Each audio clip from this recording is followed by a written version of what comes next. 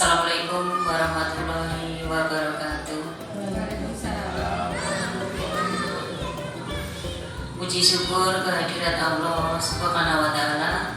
Hari ini kita masih diparingi kesehatan untuk berkumpul di tempat ini dalam keadaan sehat walafiat.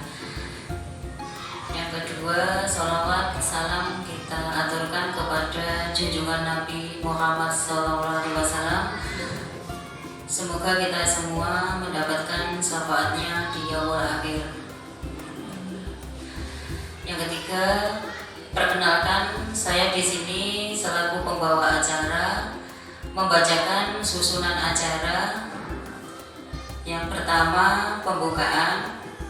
Yang kedua, sambutan dari Bapak Kepala Sekolah. Yang ketiga, paparan materi dari Bu Yuli. Yang keempat, penutup. Marilah Bapak Ibu kita buka acara hari ini bersama-sama dengan bacaan basmalah. Bismillahirrahmanirrahim. Selanjutnya Bapak Ibu kita menyanyikan lagu Indonesia Raya. Hadirin semuanya dipersilahkan untuk berdiri.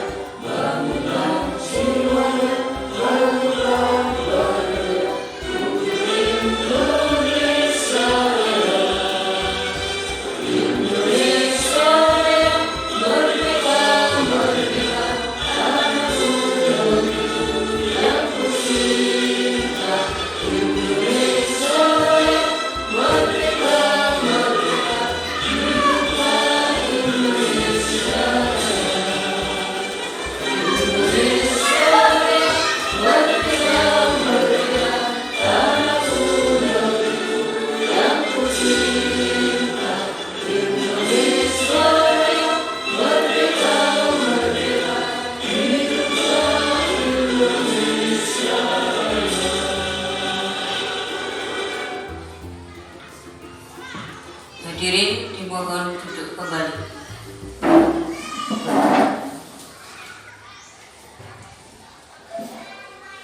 Acara yang kedua yaitu sambutan dari Bapak Kepala Sekolah. Dipersilakan.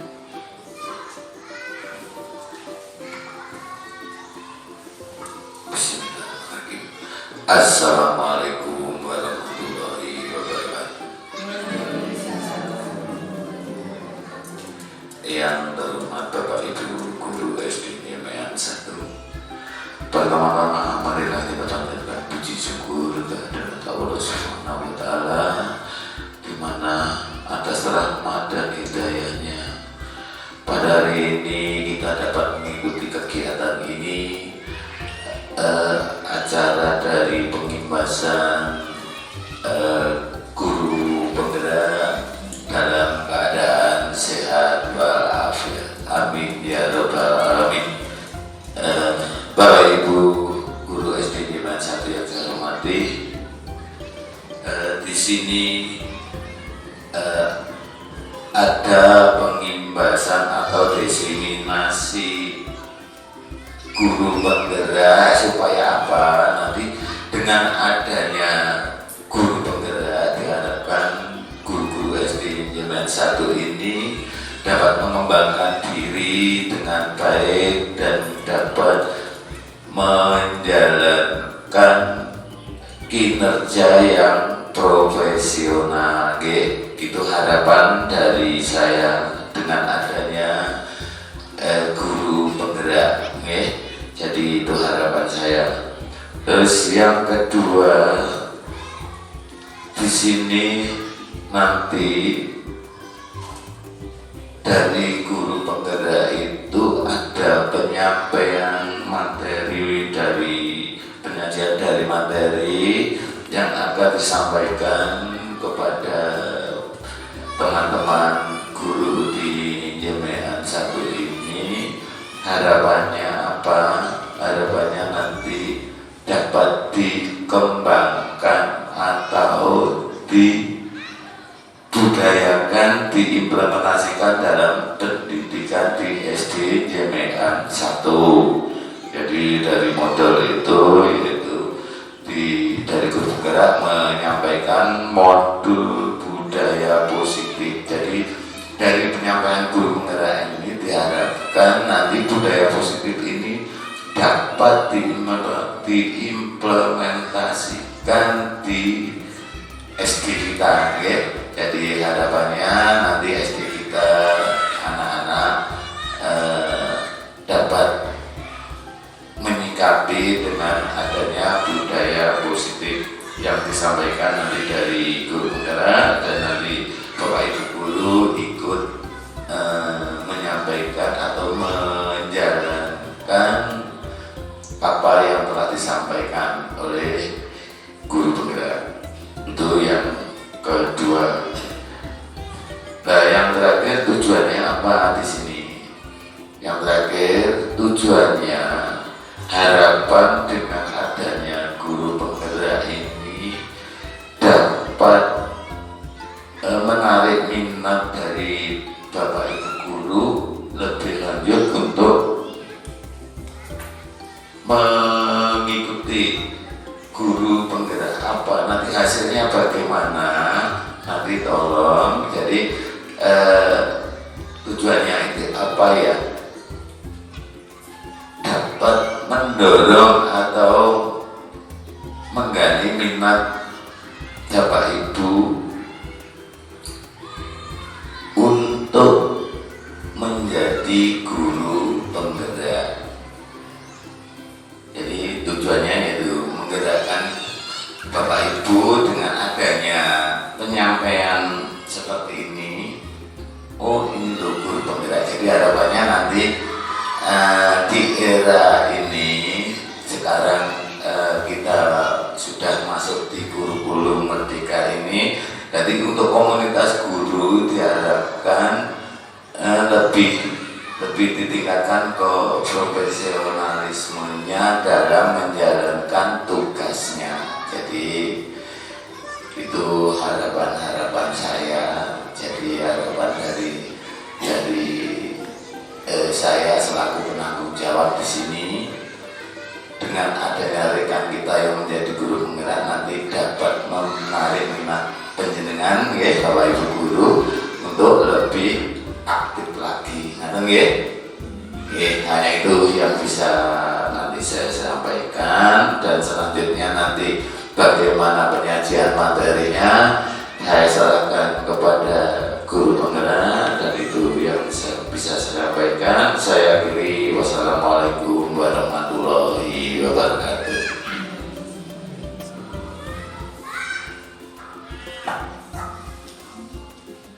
Acara yang ketiga yaitu paparan materi dari Bu Yuli. Dipersilakan.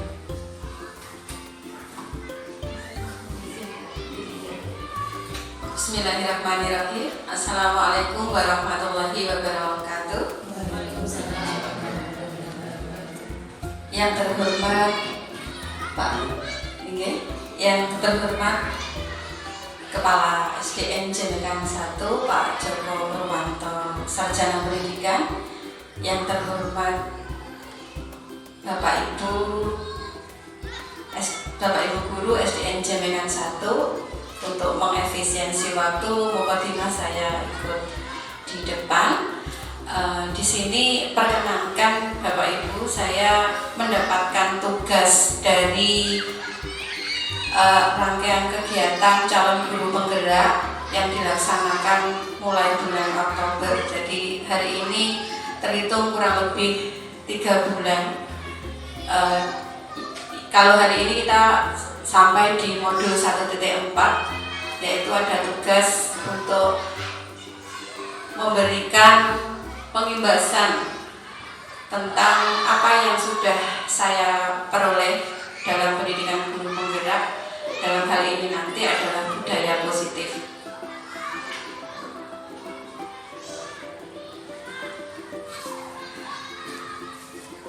Sifat kegiatan kita hari ini kita sharing, kita belajar bersama, ya Bapak Ibu. Saya berharap apa yang saya pelajari di program guru penggerak panjenengan semua juga mengetahui, dan memang ini sudah jadi tugas kami juga untuk ikut bersama-sama menggerakkan komunitas dengan satu tujuan, kita mencapai kurikulum merdeka dengan nanti siswa kita titik akhirnya adalah siswa yang mempunyai profil pelajar Pancasila. Langsung kemauan untuk slide-nya, monggo.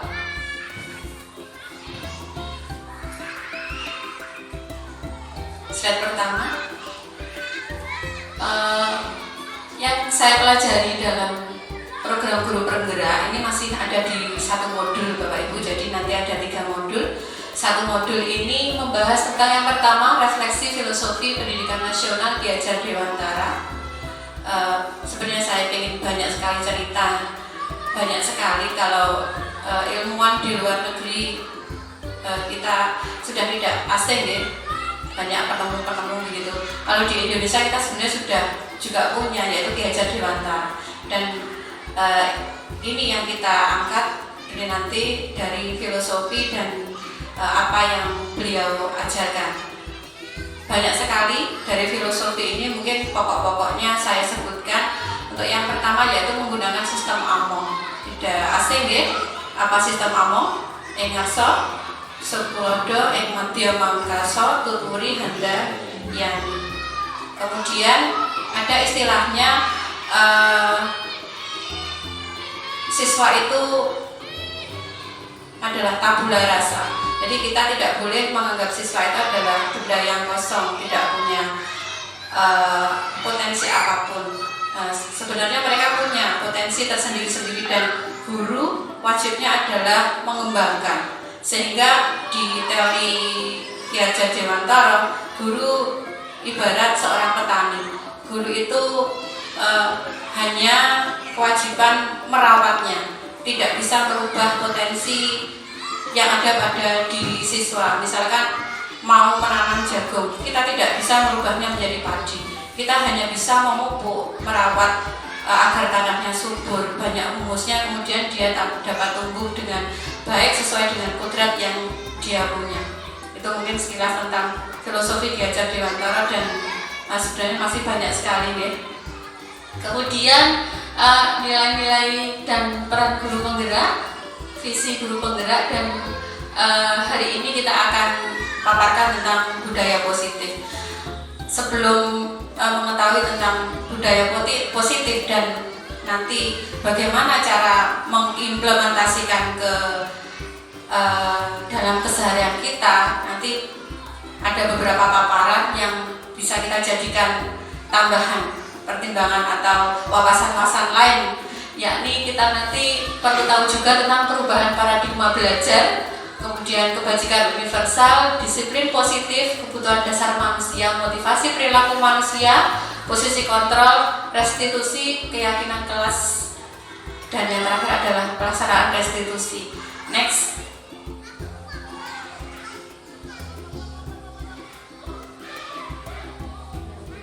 Ya, tentang budaya positif, saya ingin tahu Bapak Ibu, budaya positif, adakah yang bisa mengartikan apa itu budaya?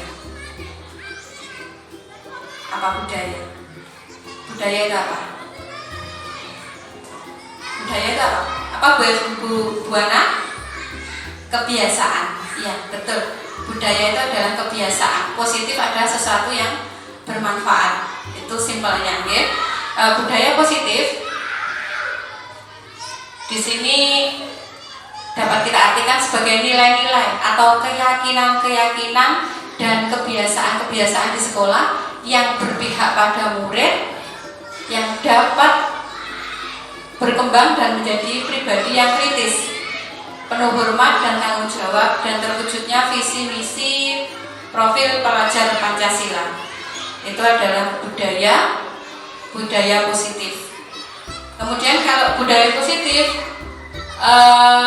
diartikan oleh Ki Hajar Dewantara bahwasanya pendidikan adalah menuntun segala kekuatan kodrat yang ada pada anak agar mereka mencapai keselamatan dan kebahagiaan yang setinggi-tingginya, baik sebagai manusia maupun sebagai anggota masyarakat. Sedikit tadi sudah saya paparkan bahwasanya kita hanya sebagai pendamping sehingga siswa bisa tumbuh sesuai kodratnya. Artinya dia merdeka, memberi keleluasaan sesuai dengan apa yang dia miliki. Itu pendidikan menurut Ki Hajar Dewantara. Next.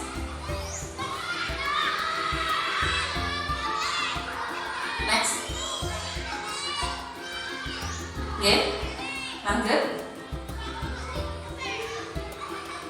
Selanjutnya perubahan paradigma baru dalam pendidikan.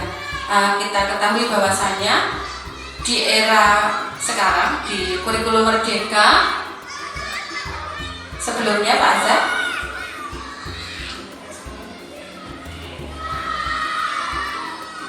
ya, pembelajaran dengan paradigma baru itu dirancang dengan berdasarkan prinsip diferensiasi, yakni pembelajaran sesuai dengan kebutuhan dari tahap perkembangan untuk mewujudkan profil pelajar Pancasila.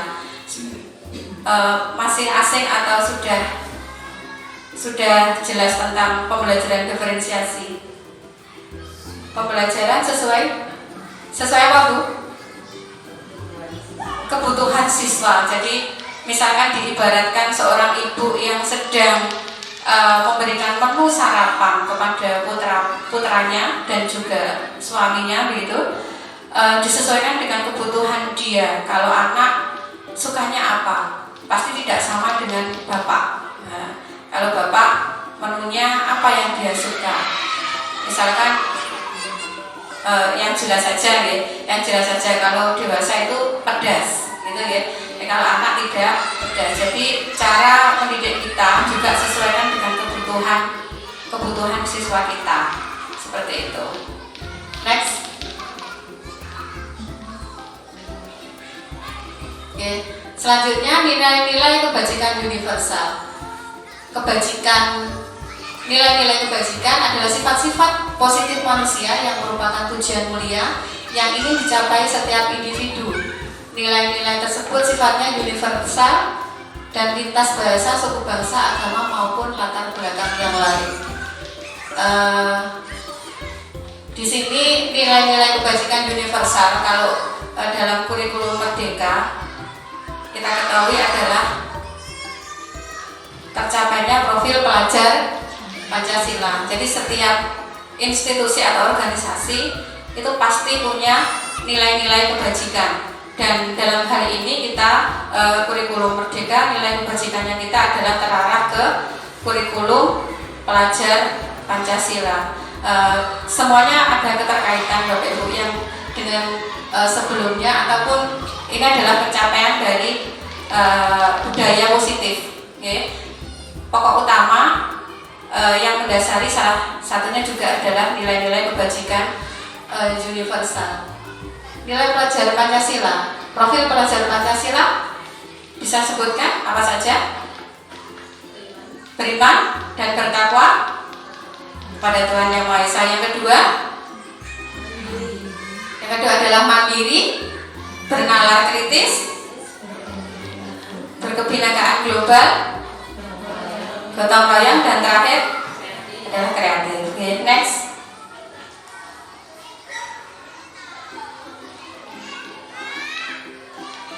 Selanjutnya sudah terbiasa Bapak Ibu dengan kata-kata disiplin.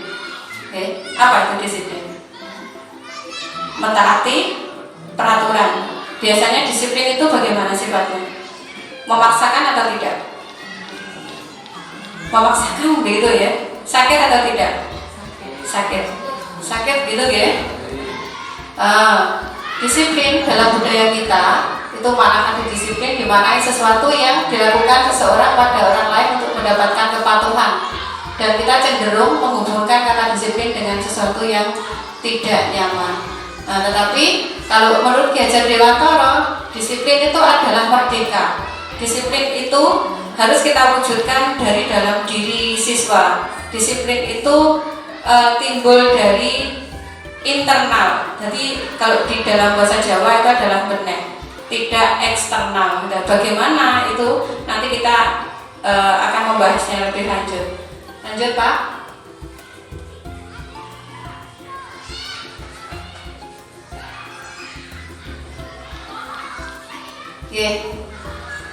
Ini konsep disiplin dengan identitas gagal sebenarnya. Disiplin biasanya itu erat dengan hukuman. Hukuman itu sifatnya menyakitkan. Kemudian nyaman? Tidak nyaman. Murid takut, memaksa, kemudian murid menyembunyikan kesalahan. Murid juga menjadi psikis ya, yang rendah diri. Kalau penghargaan ini adalah sebaliknya. Penghargaan pun juga tidak baik. Ya. Penghargaan itu juga tidak baik karena tidak efektif. Tidak efektif karena ketika penghargaan itu kita berikan, otomatis dia semangat. Tetapi jika ada sesuatu tanpa penghargaan, tidak semangat, ya, karena ada motivasi dari penghargaan. Ya. Maka yang sudah saya singgung tadi berasal dari intrinsik atau diri itu sangat perlu. Okay. Jadi penghargaan itu sangat tidak efektif. Kemudian penghargaan juga merusak hubungan dengan rekan lain, mungkin di kalangan siswa menimbulkan sikap iri. Kemudian perampas hak ingin menghargai dirinya juga mematikan kreativitas. Next.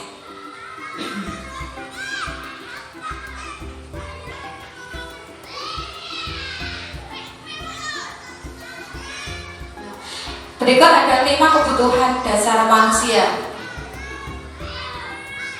Setiap anak ketika melakukan sesuatu pasti ada hal yang mendasari. Ya, kita sebagai guru harus juga jeli ya. Anak ini kok ramai di dalam kelas karena apa? Kita cermati apakah dia tidak bisa atau apa, itu pasti ada yang mendasari. Ya, 5 dasar kebutuhan manusia. Yang pertama, kebutuhan bertahan hidup atau survival. Ini contohnya kebutuhan dasar sandang, pangan, dan papan. Selanjutnya kebutuhan kasih sayang dan rasa diterima, kebebasan, kesenangan, penguasaan. Sedapat mungkin kita sebagai guru bisa menganalisis anak ini cenderung sikapnya seperti ini ketika misalkan ketika disuruh mengerjakan soal, kenapa kok dia rame, itu kenapa? Pasti ada yang mendasari. Mungkin karena tidak bisa dan lain sebagainya, malas atau bagaimana. Kita harus cermat ya, untuk menemukan solusi yang ada. Dan siswa dalam melakukan sesuatu itu pasti berdasarkan motivasi. Monggo lanjut.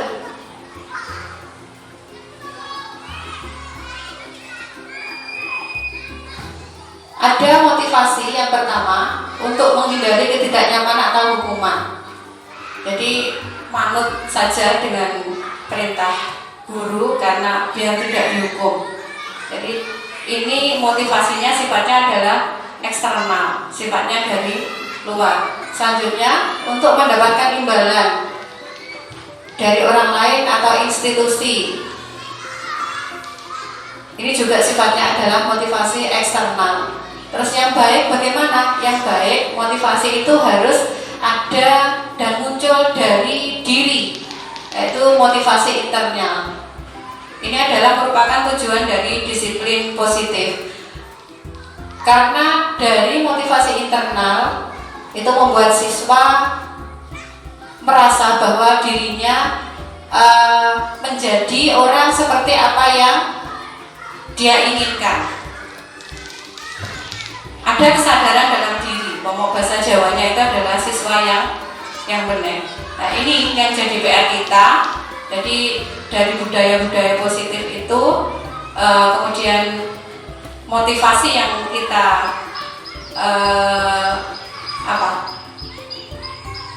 semangatkan ke siswa adalah motivasi yang intrinsik, motivasi dalam diri siswa. Next.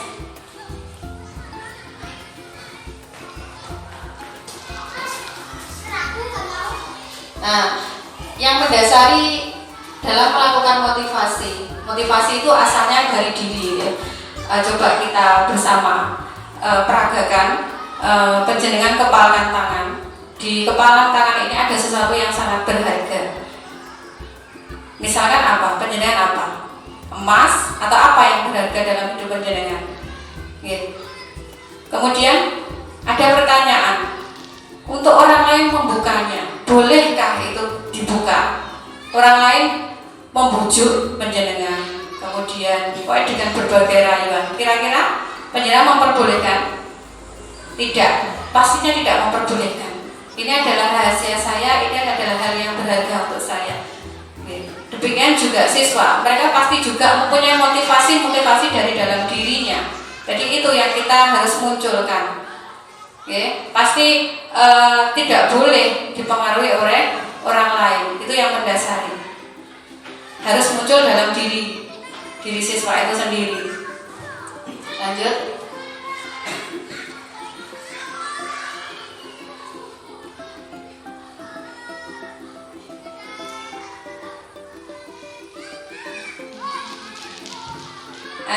Di sini adalah yang menarik. Tadi sedikit ada saya dengar keluhan dari teman-teman, dan ini lumrah untuk kita lakukan.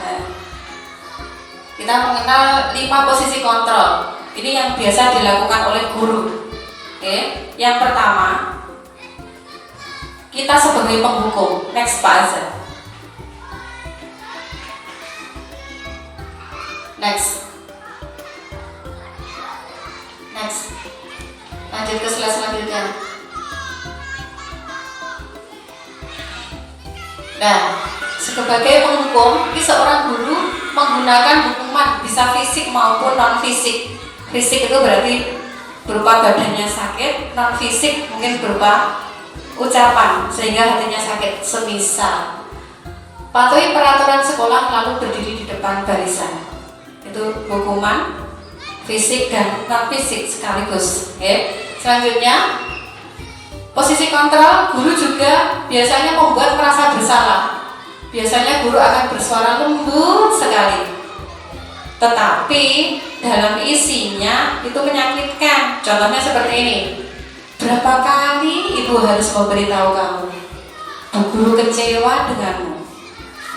Biasa ini posisi kontrol yang biasanya kita lakukan. Kemudian kontrol selanjutnya, guru sebagai teman. Guru pada posisi ini tidak dapat menyakiti murid, namun akan tetap berupaya mengontrol murid melalui persuasi. Ayolah yang tertib, buat ibu guru bangga. Kali ini tidak apa-apa, kamu melakukan kesalahan. Biasa Selanjutnya, pemantau. Memantau berarti mengawasi. Pada saat ini kita mengawasi, kita bertanggung jawab atas perilaku orang-orang yang kita awasi. Misalkan dengan kamu sudah melanggar, apa peraturan dan konsekuensinya? Itu pemantau. Selanjutnya, guru sebagai manajer. Ini adalah posisi terakhir. Manajer adalah posisi di mana guru berbuat sesuatu bersama dengan murid, mempersilahkan murid mempertanggungjawabkannya, kemudian mendukung agar dapat menemukan solusi dan permasalahannya sendiri. Misalkan, ketika murid mendapatkan permasalahan berupa dia melakukan kesalahan, guru menanyakan, apa kamu tahu kesalahanmu? Kira-kira bagaimana kamu akan memperbaiki kesalahan ini? Ini contoh 5 posisi kontrol yang biasa kita lakukan. Kalau kita identifikasi dari 5 itu, kira-kira mana yang lebih bijaksana? Terakhir ya, nanti kita bersama-sama untuk mengupas ini lebih lanjut. Ada video kira-kira durasi waktunya? Dari sini sudah paham atau kita putarkan video? Monggo Pak Azhar. Sampun paham ya? Insya Allah. Oke, next.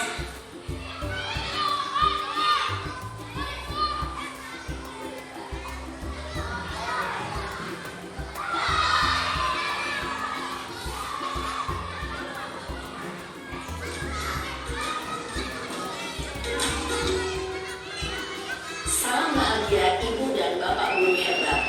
Dalam penerapan disiplin positif restitusi, salah satu program yang dikembangkan adalah 5 posisi kontrol. 5 posisi kontrol dalam restitusi adalah proses perjalanan seorang pendidik agar dapat mengenali. David, video kali ini kita akan membahas tentang 5 posisi kontrol yang dikembangkan oleh Diane Dawson dan contoh penerapannya.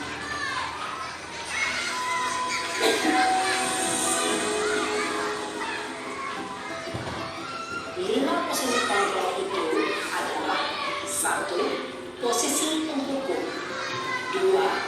Posisi pembuat rasa bersalah, 3. Posisi tenang, 4. Posisi pemantau atau monitor, dan 5. Posisi manajer. Untuk lebih memahami kelima posisi tersebut, mari kita saksikan kasus Naren yang terlambat hadir 20 menit di sekolah dan melihat bagaimana kelima posisi kontrol dalam menghadapi masalah tersebut.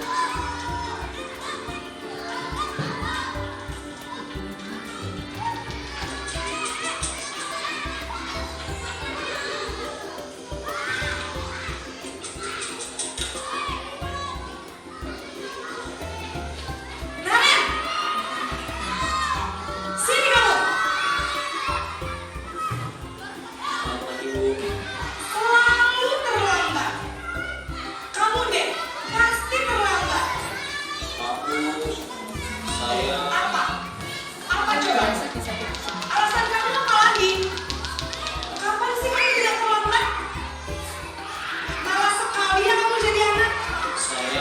Dasar pemalas. Gak kapok-kapok sih kamu. Sudah berapa kali terlambat? Sana, kamu keliling lapangan basket 2 kali. Kenapa saya harus keliling lapangan basket, Bu? Kenapa? Kamu melawan ibu.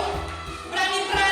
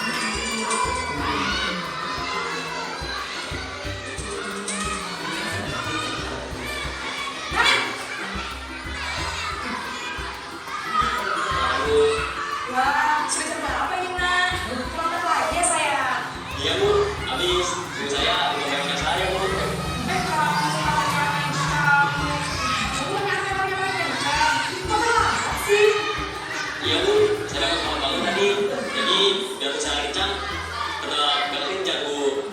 Ya sudah sana, nanti lain kali larinya lebih kenceng lagi ya. Biar gak terlambat lagi. Bikin sering ibu, demi ibu. Bisa kan? Bisa Bu. Ya sudah sana masuk kelas. Ibu beresin urusan absen kamu. Kamu ini ada saja. Dalam posisi teman, guru berbicara dengan nada suara maka cenderung disadari untuk menjaga suasana pesantren. Murid akan merasa senang, aman, dan akan mengalami menjadi hasil menciptakan dengan identitas sukses atau hasil. Namun, yang diingat, karena ini masih dorongan eksternal, maka ada faktor ketergantungan dari murid kepada orang tertentu. Di sini, guru absennya, sehingga dalam waktu murid bisa bekerja dengan baik, namun hanya kepada orang tertentu saja.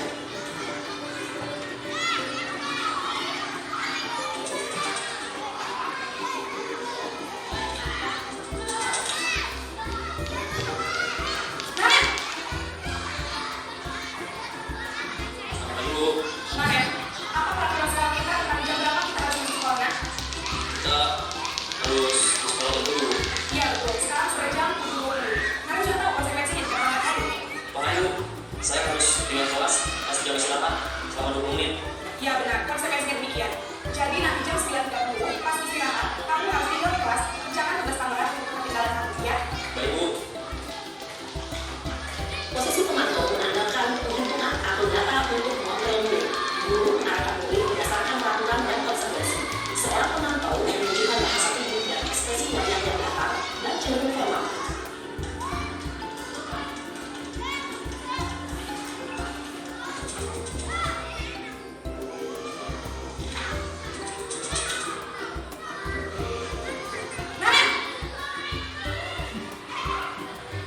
Selamat pagi Bu.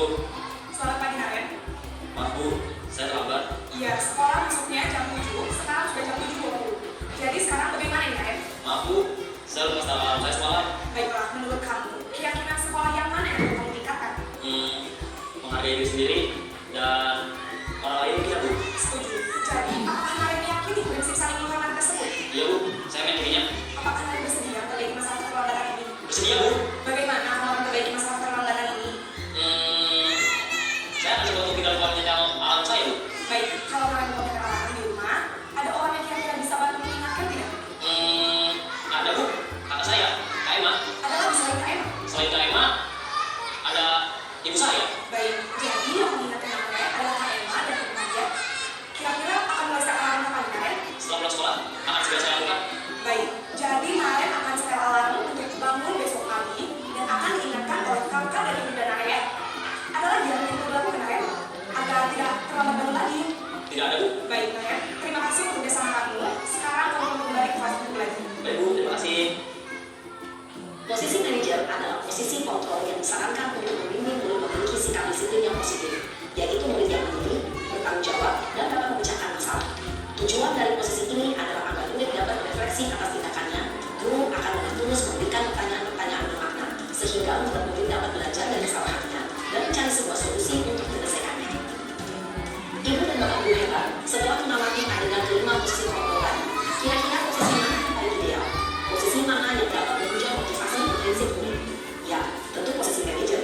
Posisi ini memang posisi Lanjut ke sekarang.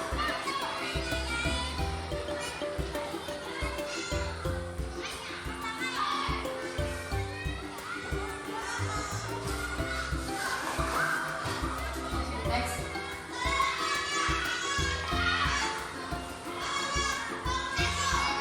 Next.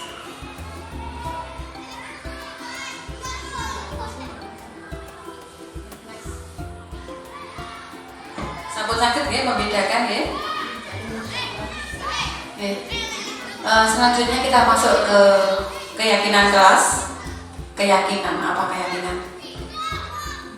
Keyakinan berasal dari mana?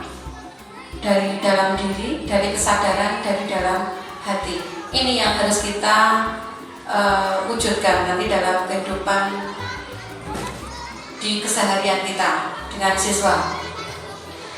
Keyakinan kelas adalah nilai-nilai yang kita sebut sebagai suatu keyakinan, yaitu nilai-nilai kebajikan, diambil dari nilai-nilai kebajikan yang ada, yang sifatnya universal, yang dapat disepakati secara tersirat dan tersurat lepas dari latar belakang suku, negara, bahasa maupun agama. ada beberapa pertanyaan. Mengapa keyakinan kelas tidak peraturan kelas yang kita laksanakan? Kalau peraturan kelas sifatnya bagaimana? Sifatnya memaksa, tidak berasal dari dalam diri. Kalau keyakinan, berarti siapa saja di antara murid-murid kita boleh mengutarakan apa yang ingin dia sampaikan agar satu kelas sepakat. Tapi dengan dasar keyakinan kelas itu adalah nilai-nilai kebaikan yang sifatnya universal untuk keseluruhan, untuk kebaikan. Terus, mengapa adanya keyakinan kelas penting untuk menumbuhkan sebuah budaya positif? Penting bukan? Sangat penting. Mengapa? Ini tujuan kita bersama. Tujuan kita bersama bahwasanya keberhasilan dari suatu pendidikan yang tadi sudah diutarakan juga oleh Ki Hajar Dewantara adalah siswa yang merdeka. Siswa yang merdeka. Bagaimana mewujudkan sebuah keyakinan kelas yang efektif? Bagaimana? Pastinya kita ada kesepakatan bersama dengan siswa. Next, lanjut. Nah, di sini kami juga sudah melaksanakan untuk keyakinan kelas, yaitu di kelas 4 dalam rentang waktu 1 bulan. Saya melaksanakan 2 kali. Yang pertama itu keyakinan kelas ketika mau ujian semester, ujian akhir semester, kita bersama-sama membuat keyakinan kelas bahwasanya di ujian besok harapan-harapan apa dan kesepakatan apa yang bisa kita jadikan pedoman bersama. Dari masing-masing siswa itu saya berikan lembar kertas, kemudian saya suruh menulis. Kalau kemarin contohnya adalah keyakinan kelas tentang persiapan ulangan semester, penilaian akhir semester kemarin, ada yang mengutarakan bahwa HP-nya tidak boleh digunakan bermain seharian. HP-nya disimpan saat ujian, ada yang seperti itu. Terus kemudian ada juga tidak boleh menyontek, harus mengerjakan sendiri. Nah, itu kita gali dari siswa-siswa kita. Ternyata mereka bisa. Ternyata mereka mengutarakan keyakinan dari masing-masing. Kemudian saya suruh tempel di depan kelas. Kemudian saya paparkan, ini maksudnya, tujuannya. Kemudian kita jadikan kesepakatan bersama. Begitu juga dengan keyakinan kelas di semester 2 ini, bermacam-macam. Mereka ada yang mengusulkan kalau istirahat harus bermain di luar. Kemudian saling menghargai, saling menghormati. Kalau dalam kegiatan belajar mengajar dilarang berkali-kali izin untuk ke kamar mandi, bahkan seperti itu. Dan itu sudah jadi kesepakatan, berasal dari diri, kita gali dari diri, kemudian kita jadikan kesepakatan. Kita tanda tangani bersama bahwasanya itu sudah menjadi budaya kita. Seperti itu. Lanjut. Nah, di sini yang ingin kami sampaikan di puncak materi budaya positif, yaitu tentang restitusi. Apa itu restitusi? Restitusi adalah proses penciptaan kondisi bagi murid untuk memperbaiki kesalahan mereka, sehingga mereka bisa kembali pada kelompok mereka dengan karakter yang lebih kuat. Restitusi juga merupakan proses kolaborasi yang mengajarkan murid untuk mencari solusi untuk masalah mereka dan membantu murid berpikir tentang orang seperti apa yang mereka inginkan menjadi tujuan mulia dan bagaimana mereka harus memperlakukan orang lain. Next.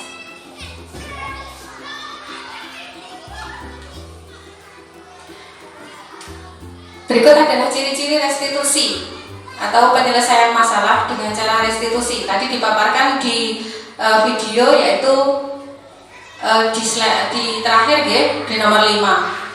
Ciri restitusi yaitu bukan untuk menebus kesalahan, namun untuk belajar dari kesalahan.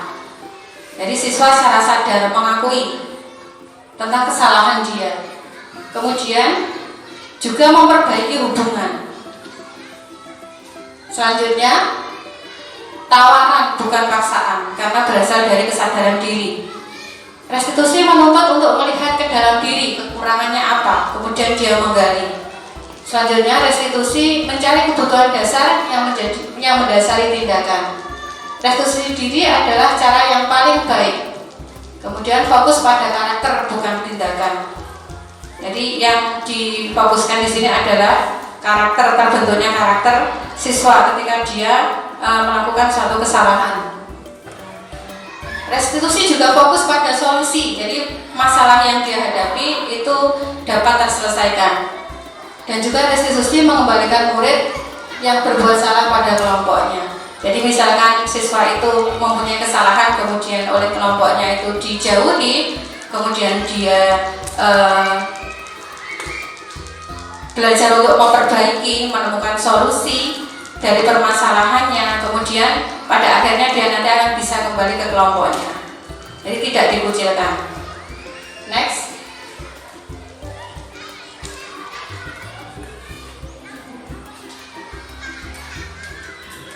Dalam menyelesaikan permasalahan dengan restitusi itu ada 3 tahapan yang kita namakan dengan segitiga restitusi. Yang pertama yaitu guru ketika siswa melakukan kesalahan itu dengan menanyakan keyakinan, berawal dari kesepakatan kelas. Jadi kita bisa tanyakan ketika siswa mempunyai kesalahan, kita bisa tanyakan nilai-nilai apa yang telah kita sepakati bersama, kenapa melakukan kesalahan gitu. Jadi dia sadar karena nilai kelas itu berasal dari dia sendiri. Selanjutnya, kamu ingin menjadi orang yang seperti apa? Digali dari situ kesadarannya. Selanjutnya, menstabilkan identitas dan validasi kebutuhan. Next.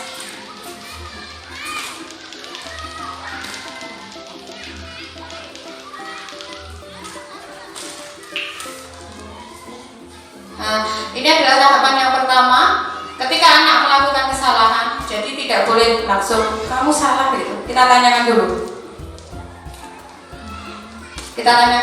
Kita beri support, misalkan dengan kata-kata seperti ini. Berbuat salah itu tidak apa-apa, itu manusiawi.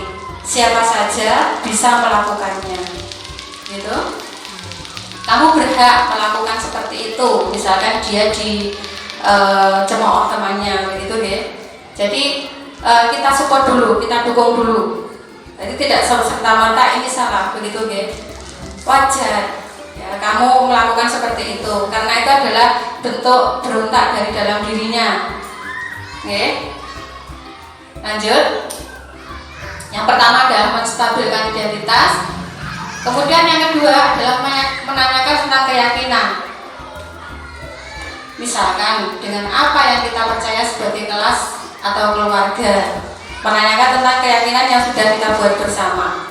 Oke, awet dewi sepakat tidak boleh mencontek misalkan.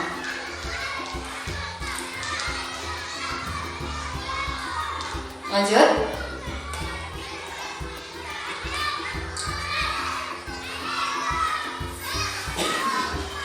Yang selanjutnya adalah validasi tindakan yang salah. Jadi setelah yang pertama tadi kita stabilkan, kemudian kita paparkan keyakinannya, kemudian selanjutnya adalah validasi tindakan yang salah. Misalkan dengan memberikan pertanyaan seperti ini, padahal kamu bisa melakukan yang lebih buruk lagi ini ya, tapi kamu tidak melakukannya dengan alasan apa gitu. Kamu pasti punya alasan mengapa melakukan hal itu. Dia disuruh untuk menerangkan. Contoh lain, kamu boleh mempertahankan sikap ini, tapi kamu harus menambah sikap yang lebih baru, yang lebih bermanfaat misalkan. Next.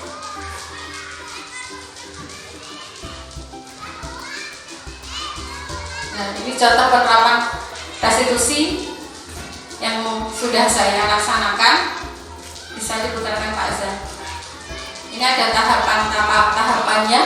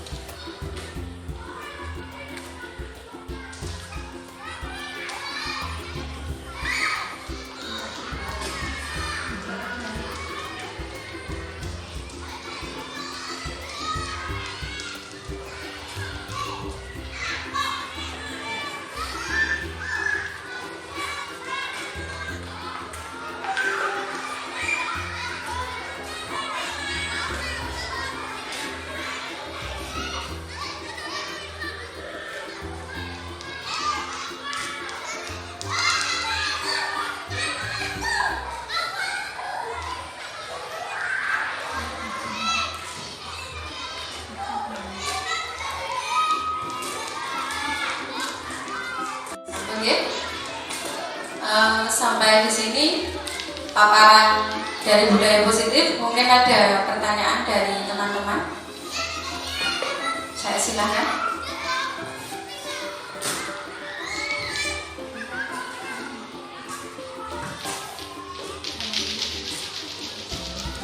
Assalamualaikum warahmatullahi wabarakatuh. Di sini saya mau bertanya, bagaimana mengimplementasikan budaya positif di SD kita ini? Mungkin itu saja, Bu. Wassalamualaikum warahmatullahi wabarakatuh. Terima kasih karena ini jadi PR kita bersama ya. Ada pertanyaan dari Bu Hana, bagaimana cara menerapkan atau mengimplementasikan budaya positif ini di SD kita? Yang pertama pastinya berasal dari diri kita sebagai guru ya, sebagai sosok. Yang pertama kita juga harus memberikan teladan. Apa yang sudah disampaikan oleh Ki Hajar Dewantara, sistem among gitu ya. Ingat sosomulodo di depan memberikan contoh tulodo, teladan. Ing madya mangan kaso, di tengah membangun kemauan, dan di belakang keburi handayani, di belakang memberikan dorongan atau memberikan semangat. Berasal dari diri kita awalnya. Kita pastinya harus mempunyai nilai-nilai itu. Itu yang pertama. Yang kedua, setelah kita melaksanakan berasal dari diri kita yaitu guru, yang kemudian kita tengok, kita juga harus berdasar dengan nilai-nilai kebajikan yang kita jadikan pedoman bersama. Kalau dalam kurikulum Merdeka adalah profil pelajar Pancasila, jadi itu yang kita jadikan pedoman. Yang harus kita tanamkan ke siswa adalah nilai-nilai kebajikan universal, kebaikan bersama. Selanjutnya kita juga harus memberikan kesadaran dari siswa, kesadaran yang sifatnya intrinsik dari dalam, bukan dari luar. Yang dari luar tadi berupa apa? Hukuman ataupun hadiah, gitu ya. Jadi istilahnya dari dalam siswa juga kita benehkan. Dengan bagaimana? Untuk selanjutnya dengan salah satunya yakni melalui kesepakatan kelas. Kita sadarkan dari situ. Jadi kesepakatan kelas yang berasal dari mereka sendiri, kemudian jadi kesepakatan bersama, kemudian dalam budaya kita sehari-hari kita laksanakan, dan jika ada permasalahan, restitusi adalah satu penyelesaian. Seperti itu, dan pelaksanaannya itu harus kontinu. Pelaksanaan itu harus kita juga telaten. Ibaratnya kalau guru itu juga itu guru sekolah dasar memang seperti itu. Karena ibarat yang membentuk karakter siswa itu adalah di guru sekolah dasar. Kuncinya adalah dari kita. Jadi kalau sudah semuanya itu kita dasari, kita berdasarkan seperti itu, kemudian di keseharian pun kita juga upayakan melaksanakan budaya-budaya itu, baik di dalam kelas maupun di luar kelas, baik di kegiatan intrakurikuler ataupun ekstrakurikuler. Seperti itu. Mungkin pertanyaannya Bu Hana bisa tercerahkan. Ya, terima kasih. Selanjutnya, apakah ada pertanyaan lagi? Pas? Nggih. Bismillahirrahmanirrahim. Monggo saya mengajak bersama. Dengan hari ini mungkin saya dulu yang jadi promotor, bergerak bersama untuk kemajuan putra-putri kita. Terima kasih atas supportnya dari teman-teman dan Bapak Kepala Sekolah. Bismillahirrahmanirrahim. Dan itu yang bisa saya sampaikan. Mohon maaf apabila ada kesalahan. Terima kasih. Wassalamualaikum warahmatullahi wabarakatuh. Selanjutnya saya kembalikan ke pembawa acara.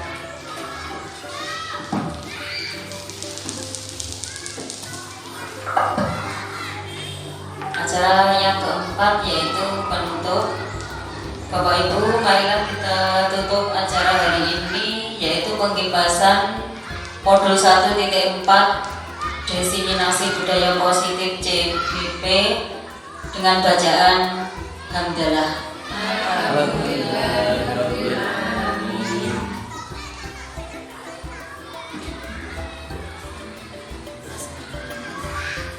Assalamualaikum warahmatullahi wabarakatuh.